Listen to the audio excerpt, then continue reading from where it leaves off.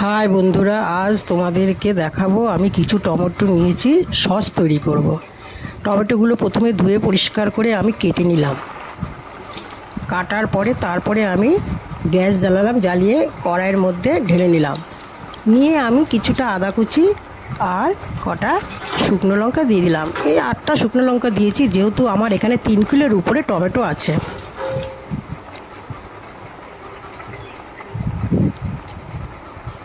তারপরে একটু জল দিয়ে দিলাম, দিয়ে এটাকে আমি একটা থালা দিয়ে ঢেকে রাখবো।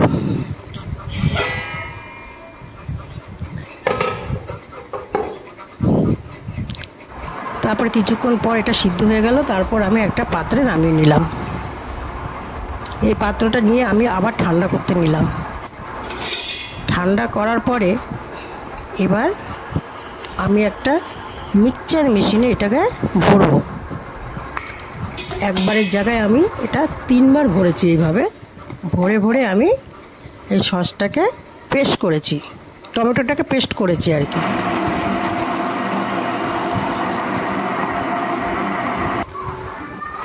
করার পরে আমি আবার এটা ছাঁকনি দিয়ে ছেঁকে নিচ্ছি, যাতে টমেটোর বীজগুলো আমি পরে ফেলে দিতে পারি।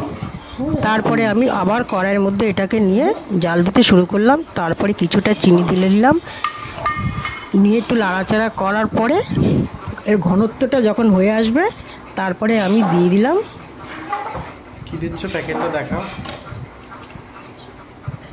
কিছুটা কাশ্মীরি লঙ্কার গুঁড়ো, যাতে কালারটা ঠিক আসে। তারপরে দিলাম লবণ, মানে বিট লবণ। তারপরে একটু নাড়াচাড়া করলাম, করার পরে এরপরে আমি দিয়ে দেবো গোলমরিচের গুঁড়ো।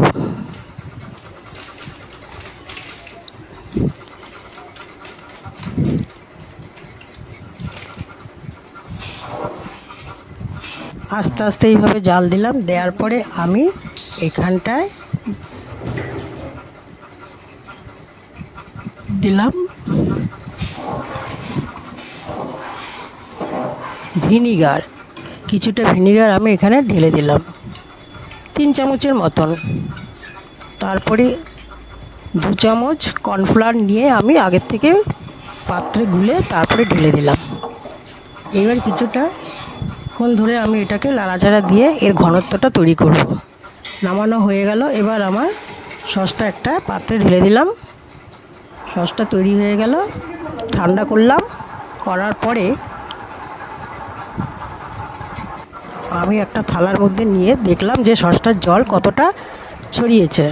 দেখলাম ঠিক হয়ে গেছে। তারপর আমি পাত্রে করে রেখে সব রেডি করে দিলাম।